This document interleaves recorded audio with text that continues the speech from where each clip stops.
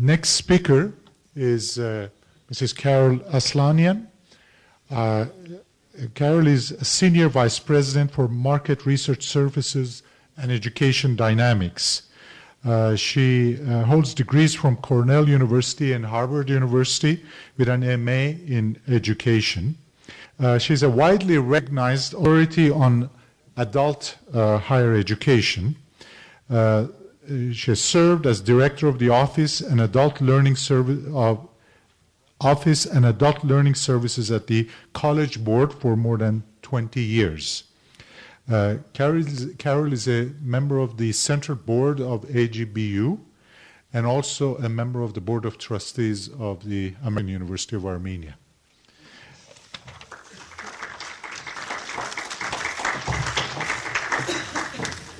You will say what the topic is. Yes.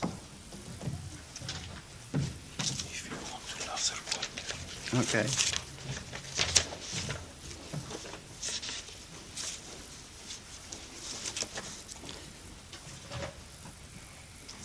Give me a moment to get organized here.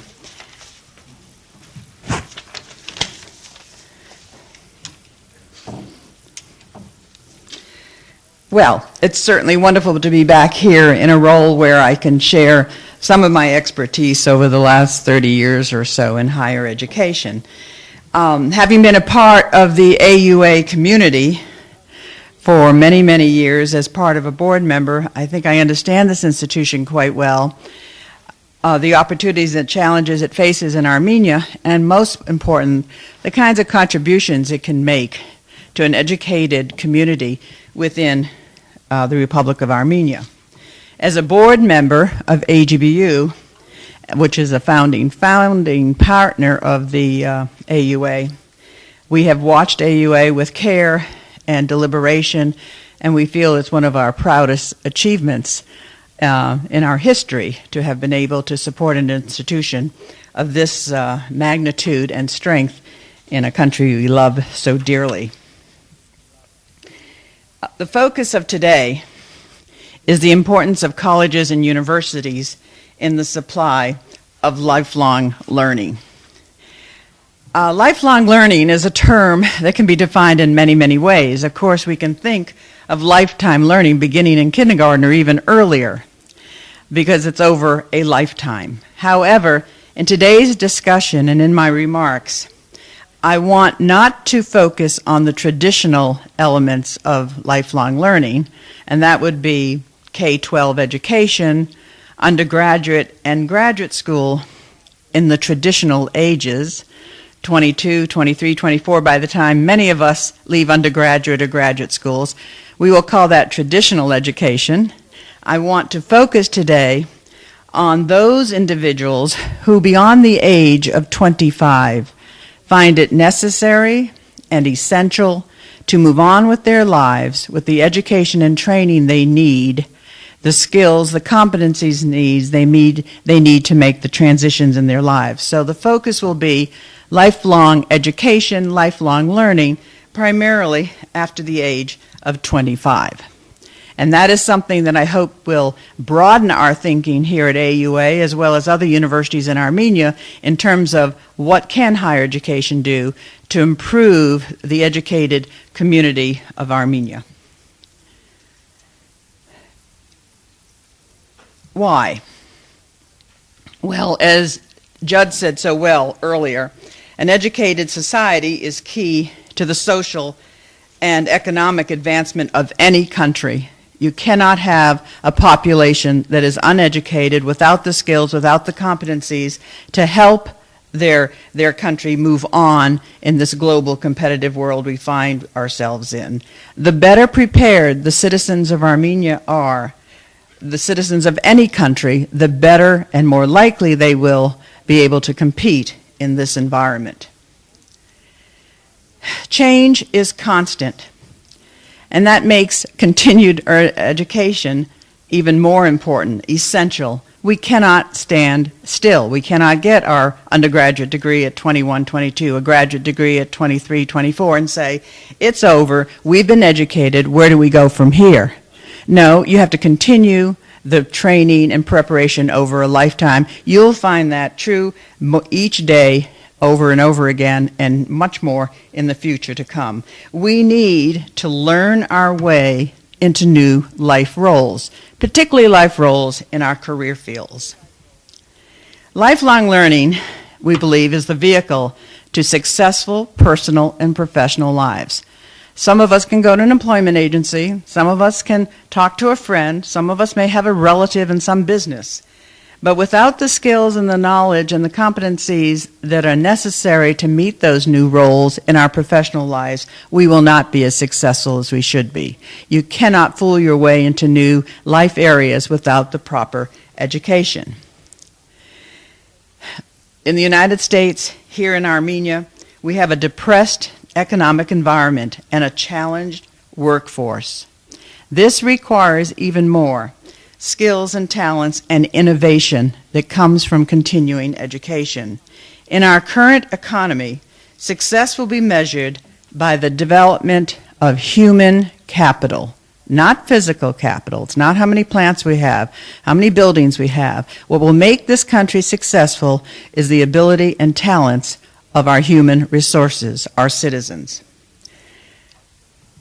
Another point to mention, and we recognize that a bit here at AUA, but probably more, is lifelong learning has become an important revenue source for institutions. For aside from these other factors that make it good for society, it is also good for an institution.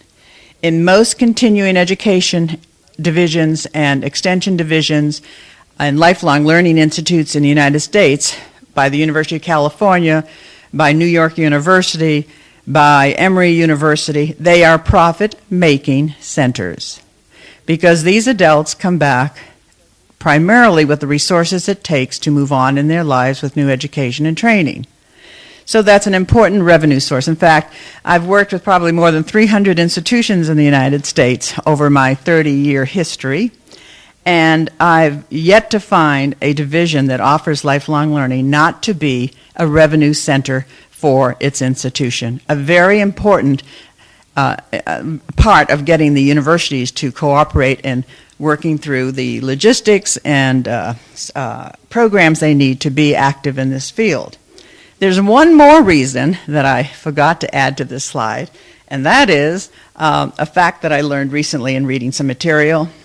People with more education tend to live longer than those with less. So there's a good reason for why you should continue. Lifelong learning. I want to define in general what I want you to think of as lifelong learning in my presentation, and what I'm going to limit my remarks to today. I want to define lifelong learning as the continuous building of skills and knowledge over a lifetime. It's investing in human capital. Many adults pursue additional training and education just to remain employable and to be active in the job market. You can't get that next job, you can't get that next promotion, you can't move to a new industry without those programs. It can be formal lifelong learning, and that's what we do here at AUA. It's formal. It's higher education, providing courses and seminars and workshops. Tutoring is also formal. There's an instructor and there are objectives, but it can be also informal. You can take a trip to Europe and learn about the culture. You can take Italian and feel good that you feel that you can speak Italian. You can learn all kinds of new things that are on an informal basis on your own. That is not what we're going to talk about today, informal learning. We're going to stick to formal learning because that fits the role of higher education quite well. The types of activities. What do we mean by lifelong learning? It's continuing your education after the formal traditional ages. It's professional development. It's executive education programs that you see at many universities and colleges in the United States and probably here as well, where executives who are knee-deep in their jobs and their occupations in various industries will come back for more training, either on a month's basis, a weekend's basis, or in some low residential program. It's vocational education. It's training people to use machines and tools and new computer technology. It's certificate programs, very popular in the United States now. Many people who have their degrees come back over a lifetime for certificates. Why? You can't make it in accounting without getting updated in accounting skills. You can't make it in the real estate market without learning the new regulations. You certainly can't make it in the medical fields without new ideas and new techniques and new talent. So certificate programs, which I'll talk a little bit more about later, are very important for continuous learning. Corporate education, training, and partnerships. Oh, this is so right for AUA here in Armenia. We have many organizations, many employers whose livelihood depends on the abilities of their workforce. In a sense, employers are very much like students themselves. They have to learn to keep up with changes in their industries.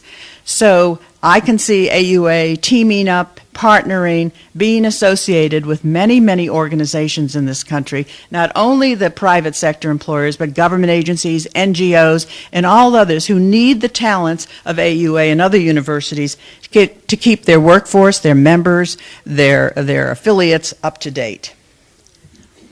The purpose, it can be personal or professional, but I'm not going to talk about personal today. No cake decorating, no exercise aerobics, no avocational skills, we call that. Because many of our institutions in the United States don't engage in that. We've got other entities to do that. I want to focus on professional development. And the target of my conversation will be adults 25 years of age and older. We did a report many, many years ago at the College Board. It was titled Americans in Transition, but the real title should have been Life Changes as Reasons for Adult Learning. I co-authored this report in 1980 when I was just a teenager, but it was a great seminal piece in higher education back then because it explained what so many people were asking about asking the College Board about where I was based. Our 3,500 colleges are saying, what do we need to know about these adults to better attract them and serve them and give them what they need to be successful in their next stage in life? So we did an investigation of 2,000 people throughout the United States with the single question, why do adults return to education when they do? And there were two simple answers. Life events set the time for learning. Life changes set the reasons for learning.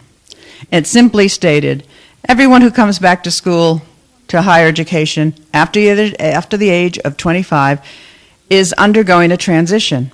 One job to the next, being a home-based mother to a working mother, being unemployed to employed, those are transitions in your lives that are always triggered by some event.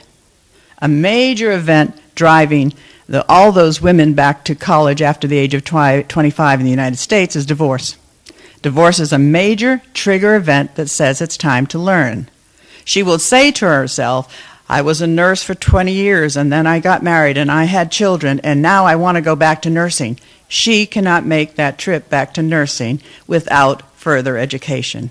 So to go from home-based woman to working mother because of either children going off to school and I'm free to do it, or the divorce comes in and I have to get more income. Those are the events that say it's time to learn. We interviewed thousands and thousands of people, but I want you to hear just one of their descriptions when we said to one person in Minnesota, why did you go back to school when you did?